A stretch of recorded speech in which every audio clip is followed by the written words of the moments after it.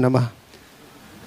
बोलिए देवादिदेव 1008 पार्श्वनाथ भगवान की जय जय जय। श्रवण संस्कृति के उन्नायक प्रातः स्मरणीय आचार्य भगवंत विद्यासागर जी महामुनिराज की जय जय जय। आचार्य श्री समय सागर जी महाराज की जय जय जय जय। बोलिए गुणायतन प्रणेता शंका समाधान करता भावना योग प्रवर्तक तरुणाई के प्रखर वक्ता पूज्य मुनिवर श्री प्रमाण सागर जी महाराज की जय जय जय। मुनिवर श्री निर्वेक सागर जी संधान सागर जी महाराज की जय जय जय। मुनि संघ की जय जय जय। प्रिय बंधुओं, श्री शीतलनाथ भगवान के त्रय कल्याणों से परिपूजित यह भूमि जहां पर अपन सब मिलकर के देश के सर्वाधिक लोकप्रिय कार्यक्रम शंका समाधान का सीधा प्रसारण दिख सुनना आनंद ले रहे हैं। जो भी लोग जिनवाणी पारस चैनल, जिनवाणी चैनल एवं प्रामाणिक ऐप के माध्यम से, उन सभी का मैं सकल दिगंबर जैन समाज की ओर से हार्दिक हार्दिक अभिनंदन करता हूं। बंधुओं, यह कार्यक्रम अपन प्रारंभ करें उसके पूर्व अपन चलते हैं पूज्य मुनि श्री के चरणों में वंदन करके आशीर्वाद की मंगल भावना लेकर के आप सब मेरे साथ शामिल हो जाएंगे। हाथों को जोड़े और बोले भो स्वामी नमोस्तु नमोस्तु नमोस्तु। बंधुओं, जैसे कि आपको विदित है कि पूज्य मुनिवर श्री पंच परमेष्टि में से साधु परमेष्टि हैं और परमेष्टि वो हैं जिनके चरणों में राजा महाराजा इंद्र भी शीश झुकाते हैं। आज हमारे बीच में हम कह सकते हैं कि हमारे प्रदेश के राजा हमारे भाई प्रहलाद जी पटेल यहाँ पर उपस्थित है। मैं चाहूंगा कि जोरदार कलतर ध्वनि से उनका अभिनंदन करते हैं। वो यहाँ उपस्थित हैं और उनके परिजनों में से उनके साले साहब यहाँ पर उपस्थित हैं। मैं निवेदन करता हूँ कि वो पूरे परिवार के साथ एक बार मंच के निकट आए और जोरदार कलतर ध्वनि से पहले हम उनका अभिनंदन करते हैं। अभी उनका वक्तव्य अपन बीच में सुनेंगे, पर मैं चाहूंगा कि पहले अभिनंदन की कड़ी में मैं उनको निवेदन कर रहा हूँ प्रहलाद जी आप स्वयं आए और साथ में अपने साले साहब अपने परिजन को यहाँ पर लेकर के आए। हमारी पूरी ट्रस्ट कमेटी यहाँ पर उपस्थित है। मैं निवेदन करता हूँ इनका अभिनंदन करने के लिए वसंत भैया यहाँ पर उपस्थित, निवेदन करता हूँ कृपया वसंत भैया यहाँ पर आए।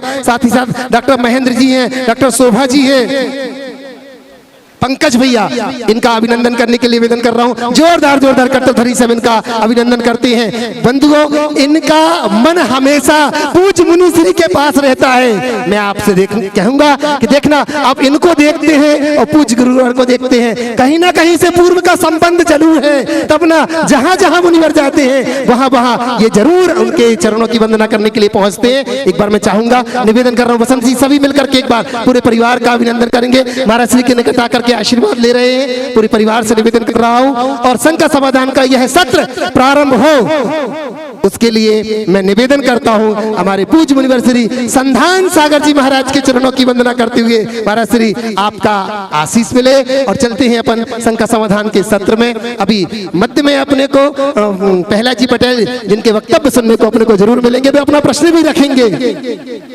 ट्रस्ट कमेटी जल्दी आ जाए और उनका स्वागत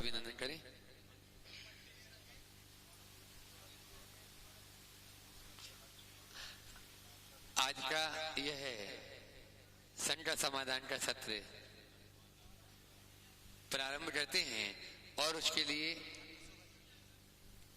प्रथम प्रश्न के लिए मैं आमंत्रित कर रहा हूं डॉक्टर शोभा राजेंद्र जी जैन विदिशा, जो ट्रस्टी भी हैं गुणायतन और पूज्य महाराज श्री जी के अनन्य भट्ट। अनेकों पर्यूषण पर्व से दोनों पति पत्नी यहाँ विदिशा से जाकर जहां भी महाराज जी रहते हैं वहां पर जाकर 10 उपवास की साधना ही करते हैं। पूज्य महाराज श्री चरणों में आ जाएं डॉक्टर शोभा राजेंद्र, और उसके बाद में तैयार रहेंगे नबी आशीष जैन बंडा जो संरक्षक हैं गुणायतन। त्रय महाराज श्री के चरणों में बारंबार नमोस्तु। सभी क्षुल्लक महाराज जी के चरणों में एक शामी महाराज जी। हे गुरुवर, मेरा प्रश्न ये है कि ज्ञान और ज्ञानवान में क्या अंतर है? केवल ज्ञान प्राप्त करने से हमारा कल्याण हो सकता है क्या? पहली लाइन क्या बोला आपने? ज्ञान और ज्ञानवान में क्या अंतर है? केवल ज्ञान प्राप्त करने से हमारा कल्याण हो सकता है क्या? देखिए, आपने जो सवाल किया है ज्ञान और ज्ञानवान में क्या अंतर है ना जी। तो ज्ञान तो हमारे जीवन का एक गुण है, जानना एक क्रिया है और जिसके अंदर ये है वो ज्ञानवान। आपने पूछा है केवल ज्ञान प्राप्त करने से हमारा कल्याण हो सकता है क्या? ज्ञान प्राप्त करने से हमारा कल्याण हो, इसमें संशय है। लेकिन आत्मज्ञान के बिना कल्याण नहीं होता है तय है। जी।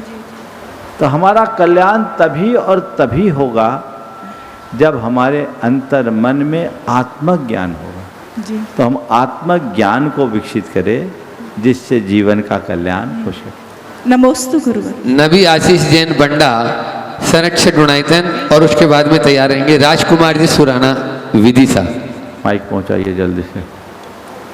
जिनका नाम हम बोले वो अपने स्थान पर खड़े हो जाएं और माइक वाले भैया माइक वहां तक पहुंचा दें। श्री महाराज जी के चरणों में सादर नमोस्तु नमोस्तु नमोस्तु। समस्त शुल्लक जी के चरणों में इच्छामी इच्छामी इच्छाएं। महाराज जी, मेरी जिज्ञासा यह है, धैर्य एक ऐसा वृक्ष कड़वा वृक्ष है पर उस पर हमेशा फल मीठे लगते हैं। आज के समय में युवा पीढ़ी हर चीज़ इंस्टेंट चाहती है, ऐसे में महाराज जी धैर्य कैसे रखें? और दूसरा प्रश्न महाराज जी, आज के समय में पांचों इंद्रियों में रचना इंद्रिय पर विजय रखना सबसे कठिन बात है। ऐसे में महाराज जी, आपने शिखर जी से जब से विहार किया, जब मैं आपके दर्शन किए तब आपने बताया आपका 15 किलो वजन कम हो गया। मैंने आपको देखा, मैंने पूछा महाराज जी आप तो बहुत ज़्यादा दुबले लग रहे, तो आपने बताया कि वजन कम हो गया और मैंने अनाज का त्याग कर दिया। तो महाराज जी, मेरी जिज्ञासा यह है कि आज रचना इंद्रिय पे विजय प्राप्त करना इतना कठिन है, ऐसे में आपने सिर्फ और सिर्फ आप हरी सब्जियां ले रहे हैं, तो ऐसे में हम लोग ऐसा क्या करें कि हम लोग रचना इंद्रिय पर विजय प्राप्त करें? और ये जो आज के समय में युवा पीढ़ी पे मोटापे की समस्या बढ़ रही है, विभिन्न रोग बढ़ रहे हैं, उसको कैसे नियंत्रित करें? नमोस्तु महाराज जी, नमोस्तु। देखिए, दो सवाल और दोनों अलग अलग दिशा के। जो पहला सवाल है कि जीवन में धैर्य को कैसे धारण किया जाए। आज हर कोई जो कुछ भी चाहता है वो इंस्टेंट चाहने की प्रवृत्ति हो गई। अगर अपने जीवन में धैर्य धारण करना है तो हमें 4 बातों को आत्मसात करना होगा। सबसे पहली बात, अपने मन में ये बात बिठानी होगी कि कोई भी क्रिया का परिणाम तत्काल नहीं मिलता। हमारे हाथ में क्रिया है और उसके परिणाम तक हमारे पास केवल और केवल प्रतीक्षा है। ये बात अपने मन में बिठाल दे। जैसे किसान बीज बोता है और बीज बो करके भूल जाता है। बीज बोने से पहले वो जमीन अच्छे से तैयार करता है। बीज बो देने के बाद वो बीज ठीक तरीके से फलीभूत हो, इसके लिए अपेक्षित सावधानी भी रखता है। लेकिन आज बीज बोया, दूसरे दिन से ये नहीं देखता कि अंकुर फूटा कि नहीं, अंकुर फूटा कि नहीं, अंकुर फूटा कि नहीं। उसको ये पता है कि बीज बोया है तो उसको अंकुरित होकर पल्लवित और पुष्पित होने में जितना वक्त लगना वो लगेगा ही। यदि हम उतनी प्रतीक्षा नहीं कर पाए तो कभी परिणाम नहीं होगा। दूसरी बात, जब काम करे तो आत्मविश्वास के साथ करे और इस सोच के साथ करे कि मैंने सही काम किया है तो उसका अंजाम आएगा ही आएगा, मन अधीर नहीं होगा। जिन लोगों के अंदर आत्मविश्वास की कमी होती है या जो लोग आधे अधूरे भावों के साथ अपना काम करते हैं, उनके मन में बड़ी आकुलता रहती, उत्सुकता रहती, क्या पता रिजल्ट आएगा कि नहीं, रिजल्ट आएगा कि नहीं, रिजल्ट आएगा कि नहीं, अच्छा होगा कि नहीं, बुरा तो नहीं हो जाएगा। ये जो चीज़ें हैं ये मनुष्य को हमेशा परेशान करते हैं। तो कोई भी काम करो आत्मविश्वास के साथ करो। आत्मविश्वास के साथ काम करेंगे तो सब काम होगा। तीसरी बात, नकारात्मकता को अपने ऊपर हावी मत होने दो। जब जब हमारे मन पर नकारात्मकता हावी होती है, मन अधीर होता है। नकारात्मकता नहीं होनी चाहिए। और चौथी बात, आशावादी बनना चाहिए। आशा मनुष्य के धैर्य का एक बहुत बड़ा आधार है। हाँ, रात अंधेरी है, काली रात है, घबराने की क्या बात है, सुबह होगी, सुबह होगी, और रात बीतने के बाद ही सुबह होगी। तो हमें रात को कोसने की जगह प्रभात के स्वागत की तैयारी रखनी चाहिए। यदि इतनी सी सोच अंतरंग में विकसित हो जाए तो मैं नहीं समझता कि किसी प्रकार की अधीरता चित्त में हावी होगी। आपने जो दूसरा सवाल रसना इंद्रिय पर विजय का जो सवाल किया है, बहुत अच्छा सवाल है, पर आपने मुझसे जोड़कर लोगों को परेशानी में डाल दिया। अब आपने जो बातें बोल दी, पूरे देश भर के लोग चिंतित हो जाएंगे। लोग परेशान ना हो खामोखा। मैंने ऐसा कोई त्याग बाग नहीं किया, पहली बात तो यह है। हाँ, ये बात सही है कि अभी मैं अन्न नहीं ले रहा हूँ, और इन दिनों केवल और केवल हरी सब्जियां ले रहा हूँ, उसके अलावा कुछ नहीं ले रहा हूँ। बस थोड़ा सा जो होता वो लेता हूँ। तो ये जो चीज़ें हैं, ये एक प्रयोग है। हम साधु लोग हैं। साधु जीवन में हम लोग अपने ऊपर निरंतर प्रयोग करते रहते हैं, समय समय पर कई तरह के प्रयोग करते हैं। हम लोगों की ये कोशिश होती है कि हम अपने फिजिकल और मेंटल रिक्वायरमेंट को जितना बन सके रिड्यूस करें, और वह प्रैक्टिस से पूरी हो सकती है, साधना से हो सकती है। तो ये जो कुछ चीज़ें हैं वो हमारी साधना का अंग है। जहाँ तक रसना इंद्री का सवाल है, अगर किसी के मन में रस लेने की इच्छा हो तो हर चीज में उसकी रस की इच्छा होगी, लेकिन जिसको भीतर का रस आ जाता है उसे बाहर के रस से कोई प्रयोजन नहीं। आप लोग में और हम लोगों में एक मौलिक अंतर है। आम आदमी खाने के लिए जीता है और हम जीने के लिए खाते हैं। आप लोग भोजन करते हो और हम गड्ढा भरते हैं। अपनी शरीर की रूपी गाड़ी को चलाने के लिए केवल ईंधन भरते हैं, जितने में काम चल जाए। कल महाराज जी लोग ही मुझसे कह रहे थे, महाराज जी आप अभी कुछ नहीं ले रहे, सब्जियां ले रहे, कैसे चलेगा? हमने इन लोगों से कहा बोलो कहीं कमी दिख रही है? बिहार कर रहा हूँ, इतनी गर्मी में चल रहा है, आप लोग बराबरी से चल रहे, कहीं कमी तो नहीं है ना? महाराज कह रहे आगे चल रहे। तो वो तो अपने ऊपर है, ये एक प्रयोग है, और दृष्टिकोण के परिवर्तन से चीज़ें बदलती है। आप जो चाहो वो कर सकते हो, कोई ऐसी बात नहीं है। सब बातें हमारे अपनी सोच पर, अपने दृष्टिकोण पर निर्भर करती है। इसलिए हमें उसी अनुरूप अपना सारा व्यवहार करना चाहिए। और पुनः मैं देश भर के भक्तों से कह देता हूँ, बिल्कुल परेशान मत होना, ऐसा हमारा कोई त्याग नहीं है। और आप लोग क्या है, बड़ा गड़बड़ भी हो जाता है कई बार। हम लोग कोई त्याग न भी करे और आप कह दो त्याग है, तो साधु को त्याग करना पड़ जाता है। लेने का देना नहीं पड़ जाए। ये एक प्रयोग है जो चल रहा है, कब तक चलेगा मुझे नहीं मालूम, लेकिन इसको लेकर किसी प्रकार से परेशान होने की जरूरत नहीं। राजकुमार जी सुराना विदिशा के बाद तैयार रहेंगे। श्रीमती माला रानी मुकेश जी जैन बड़ा घर।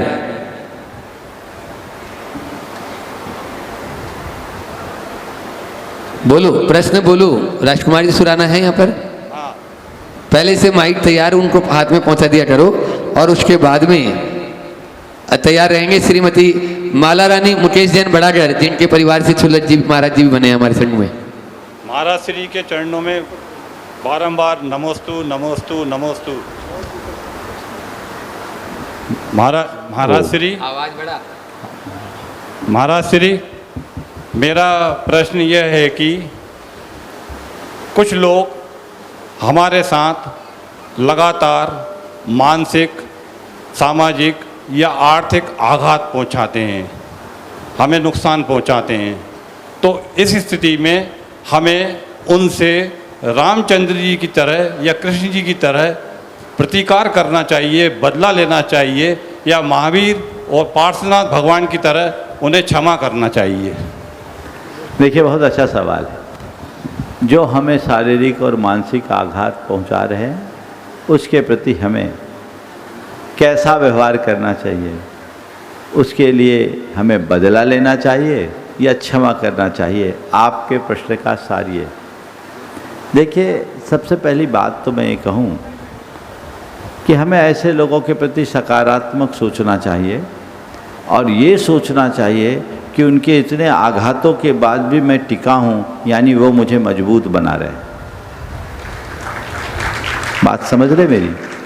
वो आपको मजबूत ही बना रहे हैं। अगर व्यक्ति के सामने चुनौतियाँ ना आए तो वो सबल नहीं हो सकता। ओम, जब तक व्यक्ति के सामने चुनौतियाँ नहीं आए तब तक वो सबल नहीं बन सकता।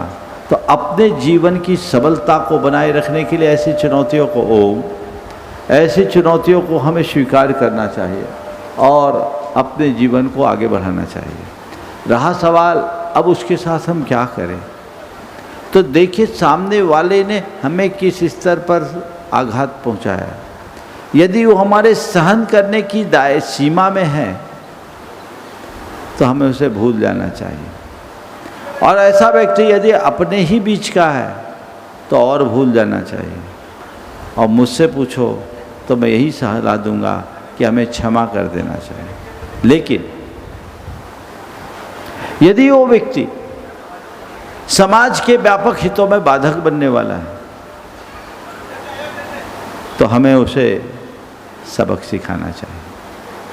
और एक वाक्य बोलूँगा, किसी से बदला लेने की जगह उसका दिल बदलना सीखो, जीवन का मजा ही कुछ और होगा। बदला लेने का क्या मजा? मजा तो तब है जब उसका दिल बदल जाए। बदला लेने का मजा केवल एक दिन का होता है और क्षमा कर देने का आनंद पूरे जीवन होता है। तो अगर हम अपनी सोच को विकसित कर सके तो ऐसा भी कर सकते हैं। क्योंकि ये जो प्रकरण आपने जो प्रसंग उठाए, इनमें अक्सर ये सारे प्रकरण आपसी के लोगों में होते हैं। उनके बीच ज़्यादा होते हैं जिनके साथ आपको रहना है, जिनके बीच आपको रहना है।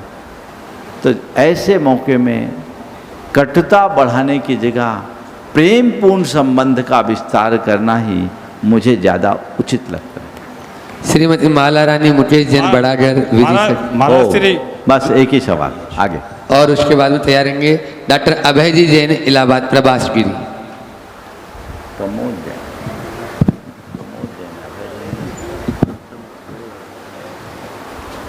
ओम बोलिए।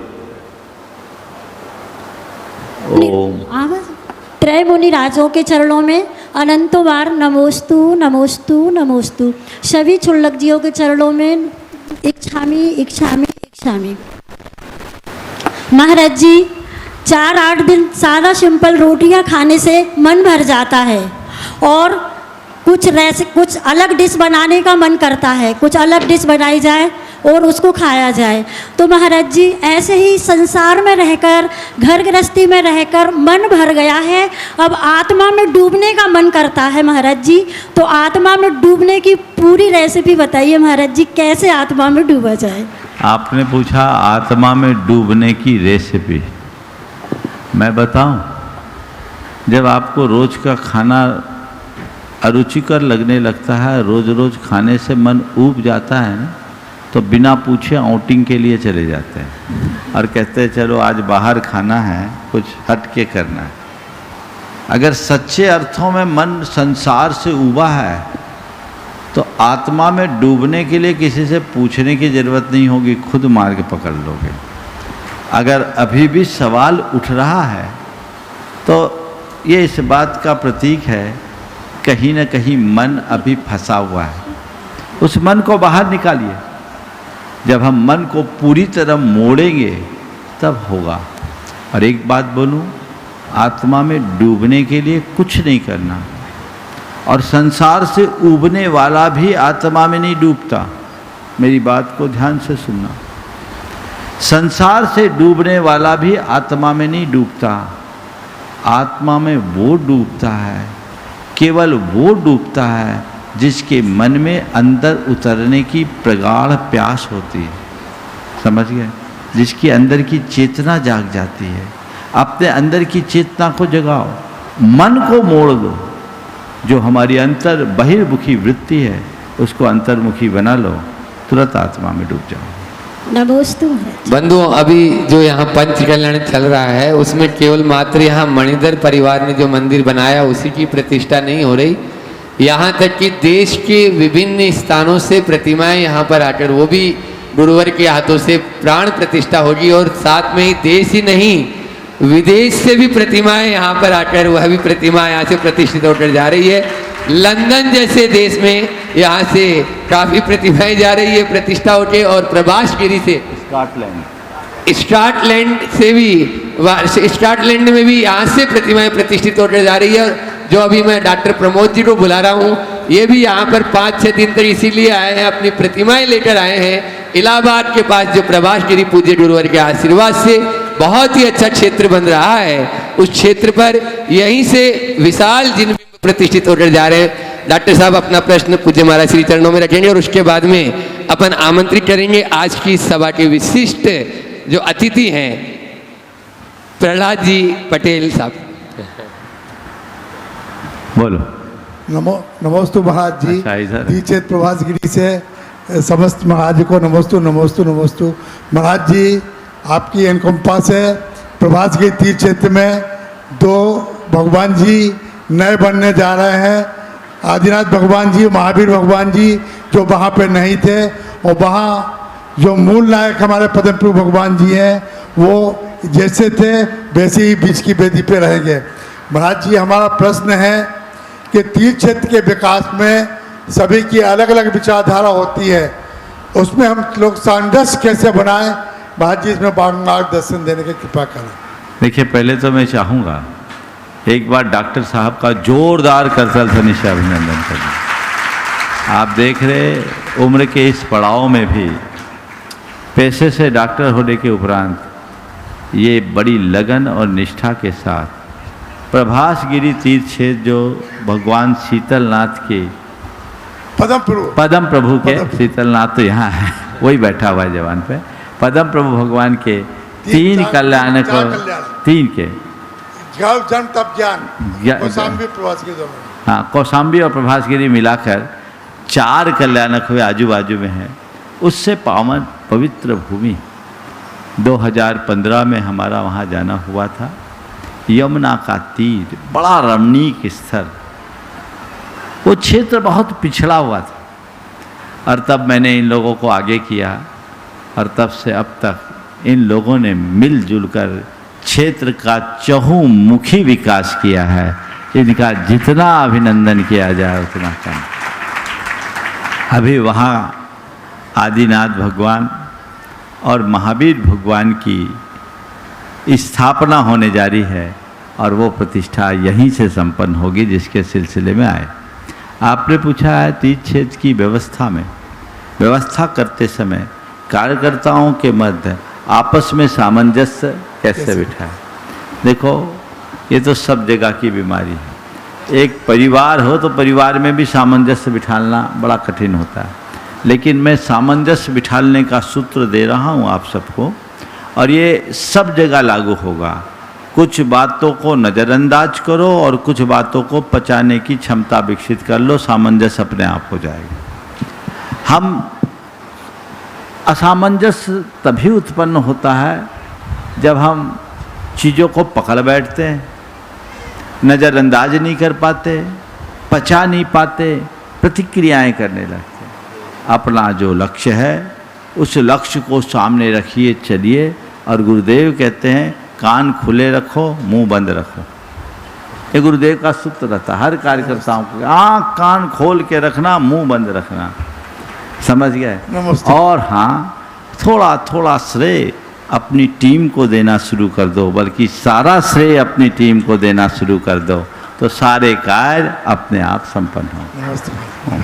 अब मैं बुला रहा हूँ बहुत ही सहज व्यक्तित्व के धनी, सरलता के धनी, सकारात्मक के धनी और शालीनता के धनी, ऐसे पंडित श्री प्रहलाद सिंह जी पटेल, पूर्व केंद्रीय मंत्री, मध्य प्रदेश शासन में जो अभी पंचायत ग्रामीण एवं श्रम मंत्री भी हैं। जोरदार तालियों से आप उनका स्वागत अभिनंदन करें। अपने बीच में कल आपने देखा भव्य अडवाणी पूज्य वर की और संघ की बहुत ही अच्छे से दिल से उन्होंने अडवाणी की, पूरे परिवार के साथ में वो यहाँ उपस्थित हैं। साले साहब और ससुराल पक्ष को भी साथ में ले लें। वो अपनी बात भी यहाँ पर पहले पूज्य महाराज जी के चरणों में रखेंगे और उसके बाद में जो उनको पूछना है वो प्रश्न भी पूरा रखेंगे। परिवार यहाँ पर उपस्थित है। मैं चाहूंगा कि एक बार हमारी पूरी कमेटी यहाँ पर उपस्थित है, पूरे परिवार का अभिनंदन करना चाह रहे हैं। एक बार बहुत जल्दी से मैं निवेदन करूंगा, बसंत भैया अपनी पूरी टीम के साथ बहुत शीघ्रता से आज आपके साले साहब साथ में आए। हम चाह रहे हैं कि उनका अभिनंदन जरूर होवे और जोरदार तालियों के साथ पूरा परिवार का अभिनंदन हो रहा है। मैं यहाँ से महिला मंडल से जो भी भाभी जी आप आ जाएं, माँ आप आ जाओ। एक प्रश्न साले साहब भी करेंगे उनके उपकार एजेंसी से निवेदन करता हूँ। हाँ, महिलाओं पूनम जी और आप उपकार फर्स्ट पदम जी आइएगा। आप लोग हाथ बांध कर बैठे हुए हैं। करतर ध्वनि जो है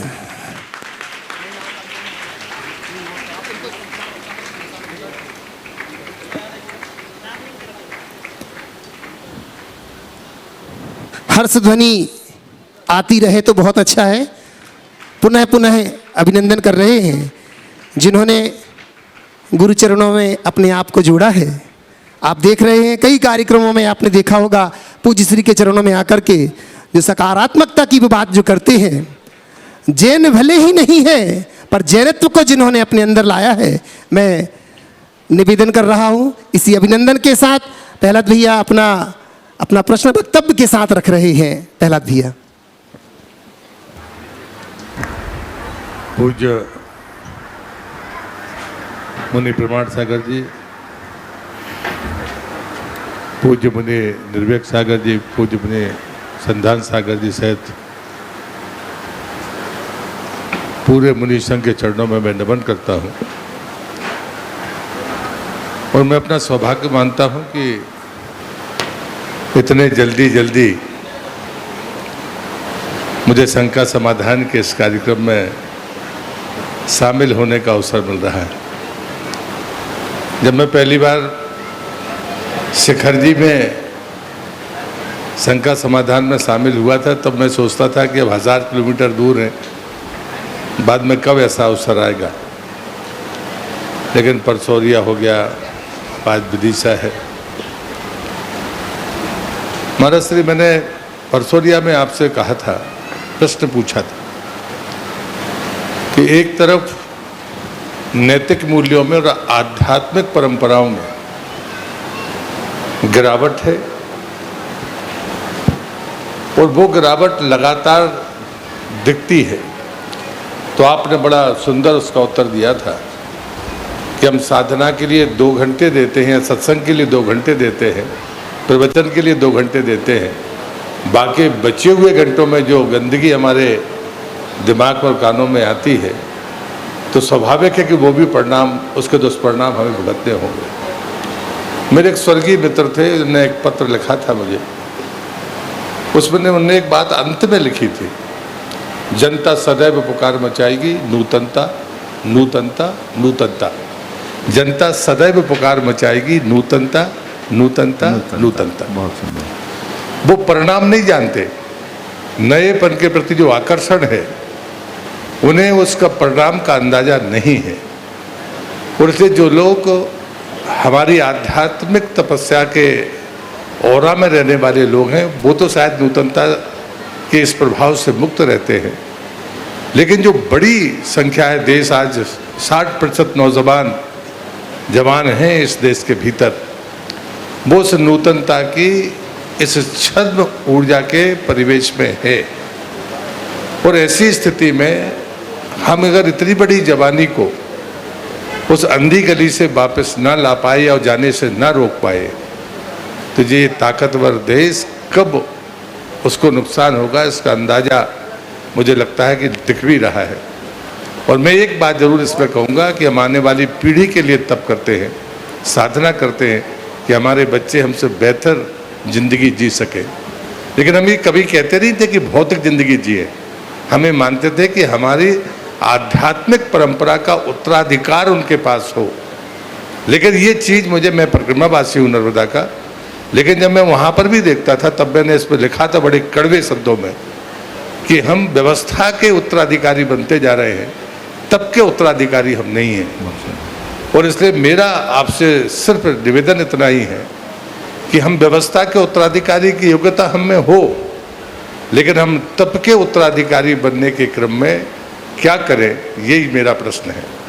बहुत ही सामयिक और गंभीर सवाल, ऐसे 2 मिनट खड़े रह सकते हैं तो अच्छा। और ऐसे आपके जितने भी सवाल होते हैं एक मनीषी जैसे सवाल होते हैं, और मैं समझता हूँ आज के इस दौर में पूरे देश में ऐसे सवालों पर चर्चा होनी चाहिए, लोग इसकी बड़ी अपेक्षा मुझे दिखती है। इस संदर्भ में मैं 2 बातें कहूँगा। पहली बात आधुनिकता की। मेरी राय में आधुनिकता बुरी नहीं, बशर्ते हम अपनी मौलिकता को सुरक्षित रखें। आज के इस दौर में जो आधुनिकता की अंधी दौड़ है, उस अंधी दौड़ में लोगों ने अपनी मौलिकता को खोना शुरू कर दिया। हम लोग पहला प्रयास ये करें कि हम अपनी मौलिकता को बचाने का जितना बन सके अभियान चलाएं। हमारी सोच मौलिक हो और हमारे जीवन शैली में वो मौलिकता प्रतिष्ठित हो। यदि ये बातें जुड़ जाती है तो आधुनिकता से कोई फर्क नहीं पड़ता है। आज आधुनिकता के नाम पर केवल अंधानुकरण को माना जाता है, जबकि हमारी संस्कृति मनुष्य को हमेशा अद्यतन बन करके जीने की प्रेरणा देती है। हमारी संस्कृति कहती है तुम आधुनिक बनो, काल और काल की चेतना के साथ सामंजस्य बना के चलो, लेकिन अपनी मौलिकता को बचाओगे तभी ये कर पाओगे, अन्यथा इस बहाव में बह जाओगे। विडंबना केवल यही है कि लोग बह रहे हैं, और उसकी जो मूल वजह है वो ये है कि हम इस तरह की कोई तैयारी नहीं कर रहे। आज की शिक्षा व्यवस्था, आज का वातावरण, चाहे वो घर परिवार का हो या समाज का, पहले हमें जो प्रेरणा मिलती थी सत्यम बद धर्मम चर, अब वो खो गई। आज की शिक्षा पूरी तरह पश्चिमी जीवन मूल्यों पर आधारित हो गई, जहाँ केवल लर्निंग और अर्निंग की बात की जाती, जबकि हमारी संस्कृति लर्निंग और अर्निंग को दूसरे नंबर पर रखती, लिविंग की बात पहले की जाती थी। जीवन के मूलभूत तत्वों को जब तक हम नहीं समझेंगे तब तक कोई बदलाव नहीं हो सकता। हमें इस दिशा में प्रयास करना चाहिए, व्यक्तिगत स्तर पर, सामाजिक स्तर पर और शासन और प्रशासन के स्तर पर। आपने बिल्कुल सही कहा कि ये देश इतना समृद्ध देश है जिसमें 60% के लगभग युवा है, लेकिन ये युवा अगर भटक जाएंगे तो देश का बंटाधार होगा। हमें इस शक्ति का पल पल उपयोग करने का प्रयास करना चाहिए। उसके लिए जो कुछ अपेक्षित है वो कार्य करना चाहिए, योजनाएं बनाना चाहिए। वर्तमान में केंद्र की सरकार ने नई शिक्षा नीति को आगे बढ़ाया है, उनमें इन बिंदुओं को जोड़ा गया, गुरुदेव का परामर्श भी उसमें जुड़ा। राज्य की सरकार भी कुछ कर रही है, पर मैं ये कह रहा हूँ पूरे देश भर की सरकारें भी इस काम को करें। पर मेरा मानना है ये सब काम केवल सरकार के स्तर पर नहीं होगा, ये सब काम तभी होगा जब हर व्यक्ति के हृदय में वैसी चेतना जागेगी। हमें वो चेतना जगाना है, लोगों को ये समझाना है तुम आधुनिक बनो, हमें उससे कोई परहेज नहीं, पर अपनी मौलिक पहचान को कभी खंडित मत होने दो। मैं आपको एक बात बताता हूँ। मेरे संपर्क में एक बड़े उद्यमी, उनका एक बेटा लंदन में एक कंपनी में जॉब कर रहा था। आपको सुनकर के बड़ा अच्छा लगेगा। उस बेटे को 4 साल में उस कंपनी के डायरेक्टर के पोस्ट पर बिठा दिया गया। कंपनी बहुत बड़ी थी। कंपनी के मालिक ने जो बात कही, उसकी प्रगति का जो मूल आधार था, वो सबके लिए प्रेरणादायी।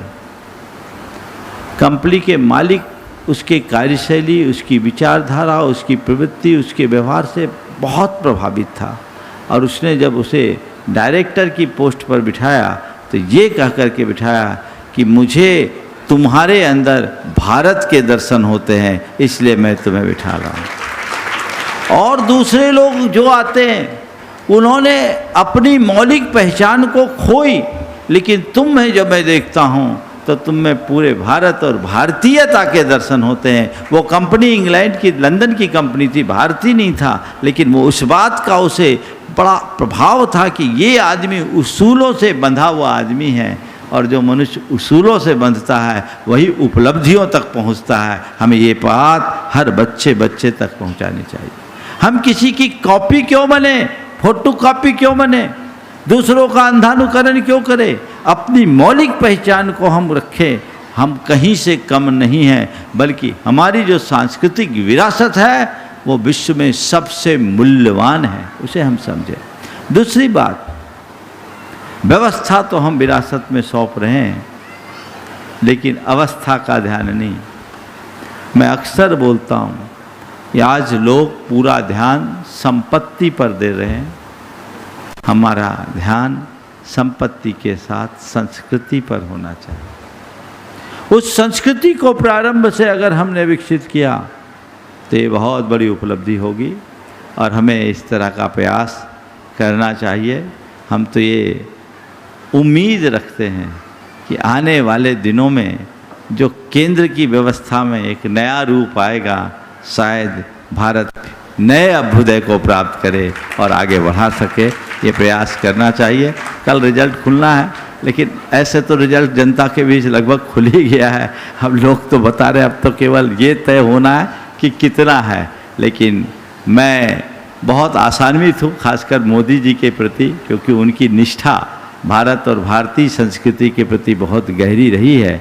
अगर इस तरह का नेतृत्व देश को मिलेगा तो देश निश्चित प्रगतिशील बनेगा और देश अपनी मौलिक पहचान को स्थापित कर पाएगा, और उसमें आप जैसे लोग लगेंगे तो और 4 चांद लगेगा।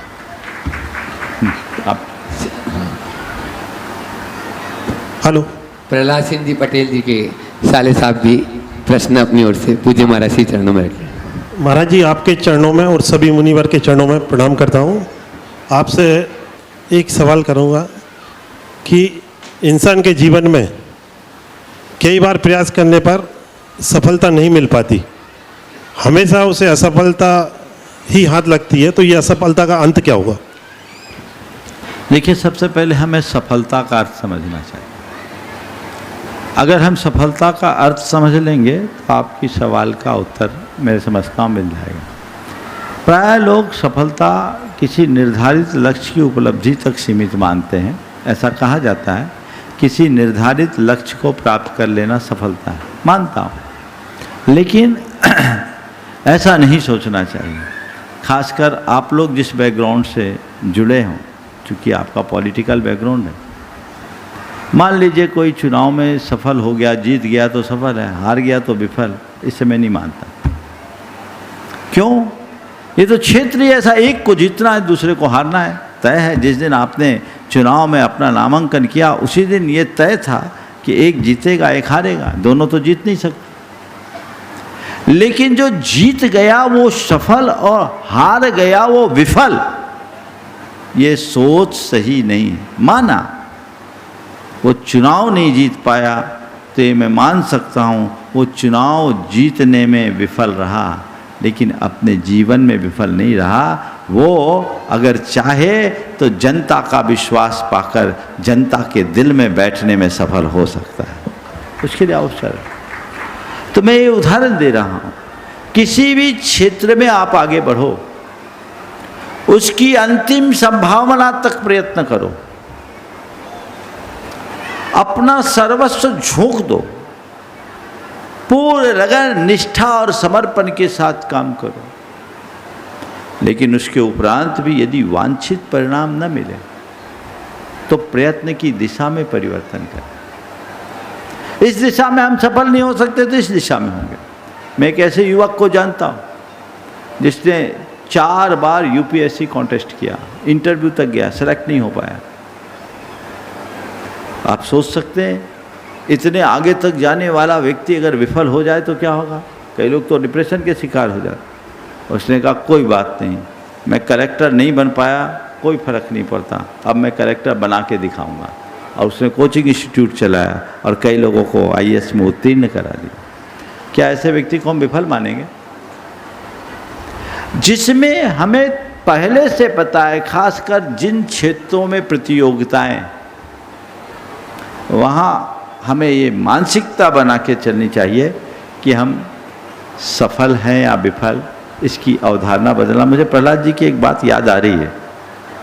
जब ये दूसरी बार लोकसभा चुनाव लड़े थे, मैं अगर कह रहा हूँ तो शायद सही होगा, उन दिनों मैं गोटे गांव में था और उस चुनाव में ये सफल नहीं हुए। ये मेरे पास आए रिजल्ट के दूसरे ही दिन, मैं वहीं था और इन्होंने एक बात कही जो मुझे बहुत प्रभावित की। मैं थोड़ा सा जो इनके प्रति थोड़ा मतलब अपना स्नेह रखता हूँ, वो समझ लो उसी इमेज का परिणाम। इनने कहा महाराज जी अब मैं स्वाध्याय करूँगा। इनका शब्द था स्वाध्याय करूँगा, अपना अंतर्विश्लेषण करूँगा। ये चीज़ें तो लगी हुई राजनीतिक क्षेत्र में और मैं मानता हूँ कि उनका वो स्वाध्याय है जो इस व्यक्ति को यहाँ तक आज ला करके खड़ा के यहाँ तक पहुँचा है। सोच को हमेशा ऐसे ही बना के रखना चाहिए। एक जगह अगर हम असफल हुए हैं तो इसका मतलब ये नहीं कि हम फिसल गए। हमारे पास बहुत अवसर है, हम जिस क्षेत्र में चाहे उस क्षेत्र में आगे बढ़ सकते हैं। संभावनाओं के द्वार खुले रहते हैं। मैं एक वाक्य में आप सबसे कहूँगा, बंद दरवाजों को मत देखो। 99 द्वार बंद होता है तो 100वां द्वार खुलता है। हमारी दृष्टि बंद द्वारों पर होने की जगह खुले द्वार पर होना चाहिए। जो द्वार खुलेगा हम उससे आगे बढ़ेंगे तो कभी विफलता खलेगी नहीं। आप लोग भी पूछेंगे? हाँ ठीक, शिशिर जी ने ठीक। अगले प्रश्नकर्ता के रूप में प्रहलाद जी को अगर जाना है तो जा सकते हैं, और क्योंकि इनकी व्यस्तता बहुत रहती है फिर भी जैसे निकलते 15 मिनट। शिशिर जी जैन, जो जैन गुरु सेवा समिति पूरी उनकी यानी जो टीम से जुड़े हुए हैं, ऐसे शिशिर जी जैन अपना प्रश्न रखें। उसके बाद चंद्रशेखर जी जैन तैयार रहेंगे अपने पूरे परिवार के साथ में।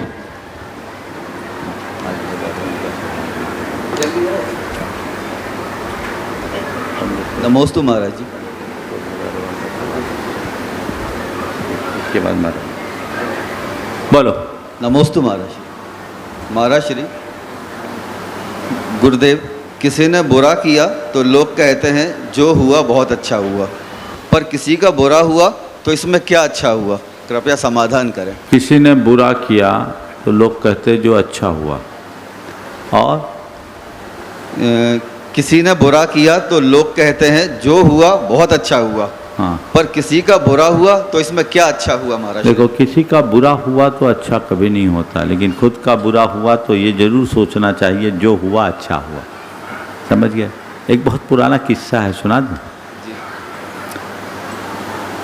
एक राजा था, उसके मंत्री का यही विश्वास था कि जो होता है अच्छे के लिए होता है। एक दिन राजा के पैर के अंगूठे में अचानक चाकू गिर जाने से अंगूठा कट के अलग हो गया।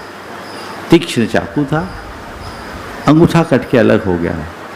सब लोगों में हाहाकार मच गया। मंत्री ने कहा जो होता है अच्छे के लिए होता है। अब सोचो, किसी का पाँव कट जाए और उस समय कोई कहे कि जो होता अच्छे के लिए होता है, वो भी राजा जैसे के लिए। स्वाभाविक है, राजा क्षुब्ध हुआ और उसे कैद में डाल दिया। ठीक, कुछ दिन बाद राजा शिकार के लिए गया। शिकार में राजा भटक गया और भीलों के बस्ती में फंस गया। भीलों ने उसे पकड़ लिया। भीलों का कोई धार्मिक अनुष्ठान था और उन्हें अपनी परंपरा के अनुसार एक नर बलि देने की ज़रूरत थी। उसे सुंदर सांगोपांग किसी मनुष्य की तलाश थी। राजा मिला, पकड़ कर ले गए। हो गया हमारा काम। अब जैसे ही उसे बलि वेदी पर चढ़ाने के लिए ले जाया गया, बलि वेदी पर चढ़ाने के लिए ले जाया गया, उनके पुरोहित ने कहा ये आदमी हमारे काम का नहीं है, ये सांगोपांग नहीं है, ये छिन्न अंग है, इसका अंगूठा कटा हुआ है, ये आदमी हमारे काम का नहीं है, इसको छोड़ दो। जैसे ये बात कही, राजा को मंत्री की बात याद आई, जो होता है अच्छे के लिए होता है। उसे मुक्त किया गया। थोड़ी देर बाद राजा के अन्य मंत्री और सैनिकगण मिले। राजा वापस अपने राज्य में आया और सबसे पहले उसने अपने मंत्री को कैद से मुक्त कराया। बोला बिल्कुल उसे मुक्त करो। उसने बिल्कुल सही कहा था, जो होता अच्छे के लिए होता है। मेरा अंगूठा नहीं कटा होता तो आज मेरी गर्दन कट गई होती। जब मंत्री बाहर आया तो राजा ने एक सवाल किया कि मंत्री पर एक बात बताओ, तुम जो कहते हो जो होता अच्छे के लिए होता है, ये बात मुझे थोड़ी समझ में आई पर कुछ कुछ मेरी शंका है। बोले क्या?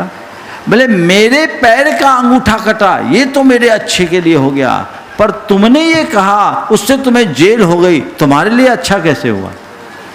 तुमने ये जो कहा उससे तुम्हारे लिए जेल हो गई, तुम्हारे लिए अच्छा कैसे हुआ? उसने कहा महाराज यही तो कहता, अच्छा हुआ कि मैं जेल में था, अच्छा हुआ कि मैं जेल में था। जेल में नहीं होता तो मैं आपके साथ होता, आप तो बच गए होते, मैं बलि का बकरा बन गया होता। समझ गए? तो बस मैं समझता हूँ इस कहानी में सारा सार समाहित है। इसलिए जो होता है अच्छे के लिए होता है और जो होना होता है वही होता है। निश्चिंतता के लिए ये दोनों सूत्र अपना सकते हैं। ओम चंद्रशेखर। और मैं अब बुला रहा हूँ इंजीनियर चंद्रशेखर जी, अनिता जी जैन, जिनके कर कमलों द्वारा आज के इस महान अनुष्ठान का ध्वजारोहण हुआ। और जैसे ही ध्वजारोहण हुआ तो आपने देख लिया कि सब तरफ से मौसम ने भी करवट ले ली है और जो हवाएं गरम गरम चल रही थी वही ठंडी ठंडी हवाएं हो गई है। ऐसे चंद्रशेखर जी, अनिता जैन जो इस महान अनुष्ठान के स्वागताध्यक्ष भी हैं और उनके साथ में आनंद जी, अभय जी, उनके भ्राताश्री भी यहाँ पर है, पूरा परिवार है। मुनि संघ के चरणों में बारंबार नमोस्तु। महाराज श्री आचार्य श्री की क्या दिव्य दृष्टि रही होगी कि पहले आपको एक उपसंघ के साथ विदिशा में भेजा गया और आपने साक्ष्य और संकलन के आधार पर यह आचार्य श्री की मोहर लगवाई कि विदिशा शीतलनाथ भगवान की त्रय कल्याणक भूमि है। और आचार्य श्री के चरण पड़े और समस्वरण मंदिर का शिलान्यास हुआ। जब से समस्वरण मंदिर का शिलान्यास हुआ विदिशा में, जैसा कि विदित है कि समोसरण का प्रभाव कई योजन तक रहता है और उसमें 12 भूमियाँ होती हैं। और उस भूमि में एक चैत्य प्रसाद भूमि भी होती है और एक पताका भूमि भी होती है, ध्वज भूमि भी होती है। तो महाराज श्री जब से इस समोसरण मंदिर का शिलान्यास हुआ, जैसे जैसे समोसरण मंदिर उत्तरोत्तर प्रगति कर रहा है, विदिशा के सभी जिनालयों का लगभग जीर्णोद्धार या नवीन निर्माण, जिसकी जो इच्छा थी मंदिरों के संबंध में वो पूरी हुई। तो ऐसा लगता है कि वह चैत्य प्रसाद भूमि के अंतर्गत हैं और उन पर फैलती हुई ध्वजाएं ऐसा लगता है कि ध्वज भूमि का रूप लिए हुए। लेकिन अक्सर एक प्रश्न उठता रहा कि अगर ये मंदिर का जीर्णोद्धार नहीं होता या वो मंदिर नहीं बनता तो ये पैसा समोसरण में लग जाता और समोसरण अभी तक पूरा हो जाता। जबकि मैं तो ऐसा समझता हूँ महाराज श्री, समोसरण की जब तक 12 भूमियों का विकास नहीं हो जाएगा समोसरण कैसे कहलाएगा?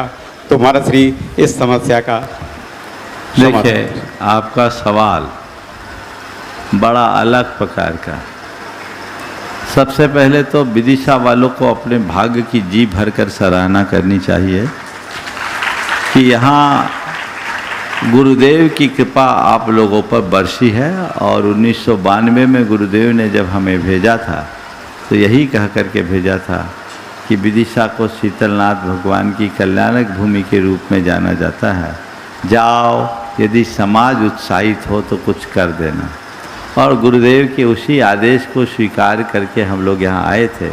तब शीतल विहार न्यास की स्थापना हुई और मुझे बेहद प्रसन्नता है कि शीतल विहार न्यास की 1992 में स्थापना हुई और 2002 में गुरुदेव का यहाँ पदार्पण हुआ। पूरी तस्वीर बदल गई और पूरे देश में एक अद्भुत समूह शरण की संरचना विदिशा नगरी में होने जा रही है।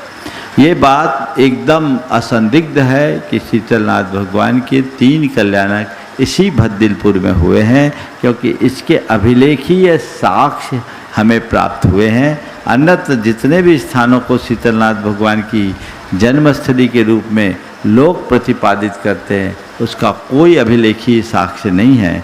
और इसके शोध का साक्षी मैं खुद हूँ।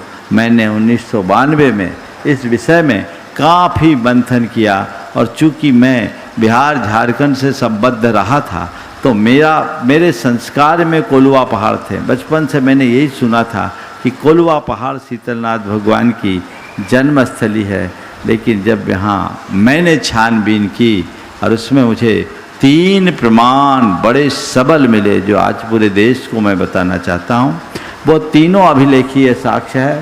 पहला मिला आपके बड़े मंदिर में भगवान के ऊपर भद्दिलपुर का लेख अंकित मिला जो आज से 450 वर्ष पुराना। दूसरा इसी विदिशा के एक कुएं में एक लेख है जो लगभग 500-550 वर्ष पुराना कुआं है, उसमें भी भद्दिलपुर अंकित है। और तीसरा आपके सिरोंज चांदखेड़ी में एक लेख है जिसमें विदिशा के बारे में भद्दिलपुर अंकित है। इसलिए मैं सारे देशवासियों से ये कहना चाहूँगा कि पर्याप्त अभिलेखीय साक्ष्यों के आधार पर, और यहाँ का बड़ा मंदिर जो 400 साल से अधिक पुराना मंदिर है, शीतलनाथ दिगंबर जैन मंदिर, इस बात का प्रमाण है कि सदियों से इस धरा को शीतलनाथ भगवान की जन्मभूमि और तपोभूमि के रूप में माना जाता रहा है और हमें वही मानना चाहिए। परम पूज्य गुरुदेव की भी यही धारणा थी और हम सबकी तो ये धारणा है ही। समाज में इस बात को लेकर किसी प्रकार की भ्रांति नहीं होनी चाहिए। अब रहा सवाल कि यहाँ अन्य मंदिरों का विस्तार होने की जगह पहले हम समोसरन को पूरा कर लेते हैं तो अच्छा था। मैं कहता हूँ नहीं, जितना विस्तार होगा उतना समोसरन का ही विस्तार होगा। एक बात बोलूं, एक बार एक युवक आया, वो अपना व्यापार कर रहा था, उसी चीज़ का एक दूसरे व्यक्ति ने अपनी दुकान खोल दी, उसी का व्यापार शुरू कर दिया। वो घबराया तो उसके बड़े भाई ने उसे समझाया, बोले देख जितनी दुकानें बढ़ती है उतने ग्राहक भी बढ़ते हैं, जितनी दुकानें बढ़ती हैं उतनी ग्राहक भी बढ़ते हैं, इसलिए घबराने की ज़रूरत नहीं है। तेरे भाग्य का जितना होगा वो तेरे हिस्से आएगा। जब हमारे पिताजी यहाँ अपना काम करते थे तो हमारे नगर में कपड़े के कुल 12 दुकानें थी, अब 100 से अधिक हो गई, तो भी हमारी दुकान जितनी चलती है उससे बढ़ ही रही है, इसलिए सोचना नहीं चाहिए। मैं उसी संदर्भ को आपके सवाल से जोड़ करके कहता हूँ, जितना अच्छे कार्य की जितनी अधिक वृद्धि होगी उतना पुण्य बढ़ेगा और लोगों को नए नए पुण्य का अवसर मिलना चाहिए, ताकि तभी तो वो पुण्य अर्जित करेंगे और आगे बढ़ाएंगे। दूसरा, लोगों की कुछ मानसिकता ऐसी होती है, एक जगह जो अपना योगदान दे दिए फिर वो सोचते हैं कोई नई जगह हो, कोई नई जगह हो, यहाँ तो हम दे चुके, तो उनके लिए नया अवसर अपेक्षित रहता है और नए अवसर को जब वो प्राप्त करते हैं वहाँ अपना योगदान देते हैं तो नया काम हो जाता है। निश्चित 32 वर्षों में विदिशा का काया पलट हुआ है और न केवल धार्मिक दृष्टि से अपितु सामाजिक और अन्य दृष्टियों से भी यहाँ बहुत कुछ हुआ है। ये गुरुदेव के आशीर्वाद का सुफल है, ऐसा समझकर चलना चाहिए और इसमें किसी भी प्रकार की चिंता हमें नहीं करनी चाहिए, सोच को अपनी अच्छी बनानी चाहिए।